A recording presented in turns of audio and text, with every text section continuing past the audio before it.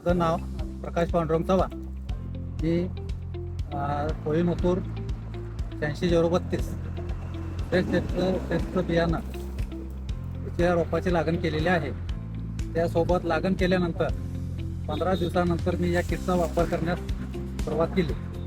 प्रत्येकी 15 दिवसाला पहिल्या अळवणीत 13-0-45 युरिया अधिक किट, दुसऱ्या अळवणीत 0-52-34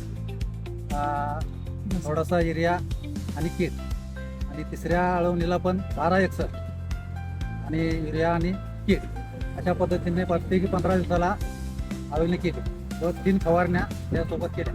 तर आज ऊस पूर्ण 9 महिन्याचा आता तयार आहे. त्यामुळं आता सध्याला कांदे 11 कांदे तर तयार झालेले आहेत. या पेरातील अंतर सर्वसाधारण 8-9 इंच एवढा आहे. अधिक त्याला उसाला काळुकी अधिक पानाची रुंदी हे भरपूर प्रमाणात आणि चांगल्या पद्धतीचा रिझल्ट मला आलेला आहे.